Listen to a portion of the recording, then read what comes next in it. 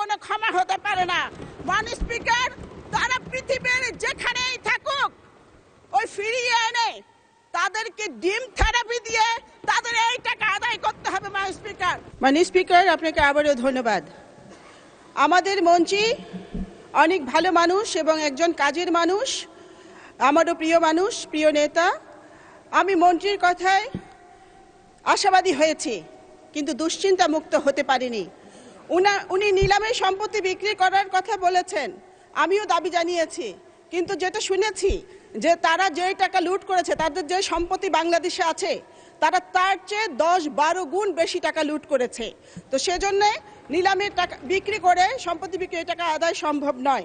মাননীয় স্পিকার, এক নারী বোন আমাকে গতকালকে ফোন করে বলেছে উনি গত পরশু রাতে আমাদের অর্থমন্ত্রীকে স্বপ্ন দেখেছেন। উনি স্বপ্নে দেখেছেন অর্থমন্ত্রী উনার টাকা ফিরিয়ে দিয়েছেন। মাননীয় স্পিকার, আমার এই বোনের স্বপ্ন কি পূরণ হবে?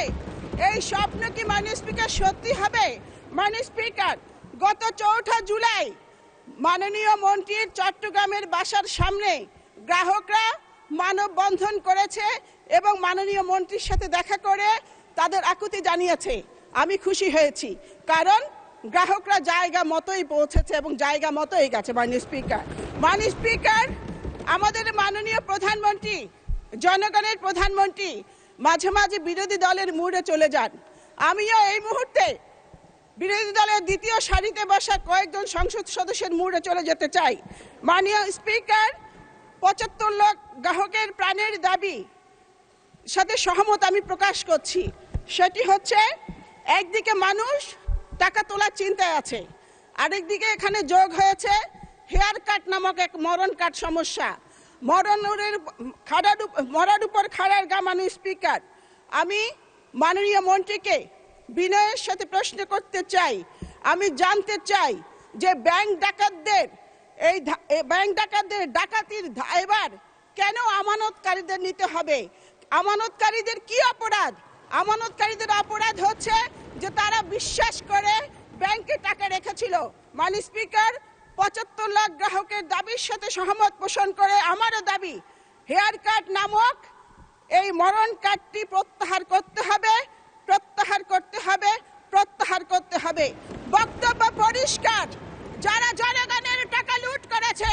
মাননীয় সদস্য প্রশ্ন করেন, ছোট করেন প্লিজ, প্রিসাইজ করেন। আই এম কামিং, এক সেকেন্ড শেষ করছি। মাননীয় স্পিকার, বক্তব্য পরিষ্কার, যারা গ্রাহকের টাকা লুট করেছে ওই সমস্ত ব্যাংক খেকো, ব্যাংক ডাকাত, ব্যাংক লুটেরাদের কোনো ক্ষমা নেই, কোনো ক্ষমা হতে পারে না। মাননীয় স্পিকার, তারা পৃথিবীর যেখানেই থাকুক ওই ফিরিয়ে এনে তাদেরকে ডিম থেরাপি দিয়ে তাদের এই টাকা আদায় করতে হবে। মাননীয় স্পিকার, মাননীয় মন্ত্রীর কাছে আমার প্রশ্ন, হেয়ার কাট নামক মরণ কাট প্রত্যাহার করে 75 লাখ গ্রাহককে স্বস্তি দেওয়ার কোন পরিকল্পনা আপনার মন্ত্রণালয়ে আছে কিনা? ধন্যবাদ মাননীয় স্পিকার।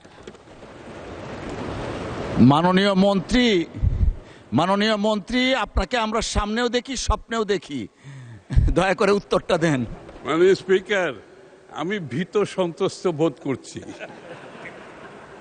অলমোস্ট ওয়ার্নিং এর মতো বক্তব্য এসেছে মাননীয় স্পিকার। মাননীয় স্পিকার, আমি আগেই বলেছি এটা একটা হৃদয় বিদারক ঘটনা ঘটেছে এবং একটি নির্বাচিত সরকারের দায়িত্ব এটার সঠিক সমাধান দেওয়া। ইতিমধ্যে আমি আগেও বলেছি সংসদে, যারা আমানতকারী তাদের আমানত সুদসহ ফেরত দেওয়া হবে ইনশাআল্লাহ। তবে একটু ধৈর্য ধরতে হবে, কারণ এই ব্যাংকগুলো সবগুলোই লোকসানের মধ্যে আছে এবং লোকসান কিন্তু প্রতিদিন বাড়ছে। লোকসানই একটা ব্যাংকে আপনার যেখানে তার আমানতে ফিরিয়ে দিতে পারছে না এবং তাকে সুদ দেওয়া যে কত কঠিন সেটা আপনারা বুঝতে হবে। তারপরও একটি নির্বাচিত সরকার জনগণের স্বার্থ সংরক্ষণে আমরা নিশ্চিতভাবে তাদের আমানত এবং সুদ ফেরত দেওয়া হবে, কিন্তু এটার জন্য একটা সময়ের প্রয়োজন। এই ব্যাংকগুলো হেয়ার কাট থাকবে না, হেয়ার কাট হবে না, হেয়ার কাট তো বাদ যাবে। আমি যখন বলছি সুদ সহ, সুতরাং হেয়ার কাটের তো প্রশ্ন আসছে না এখানে। তবে আমি আবারও অনুরোধ করব, আমি জানি তাদের অপেক্ষা করারও সময় নাই। মানুষ চিকিৎসার অভাবে মারা যাচ্ছে, মানুষ তার মেয়ের বিয়ে দিতে পারছে না। আমি প্রতিনিয়ত এই সমস্ত সমস্যার সাথে সম্মুখীন হচ্ছে, প্রতিনিয়ত। মানে স্পিকার, এটার সমাধান একটু মধ্যমেয়াদী দীর্ঘমেয়াদী সমাধান হবে।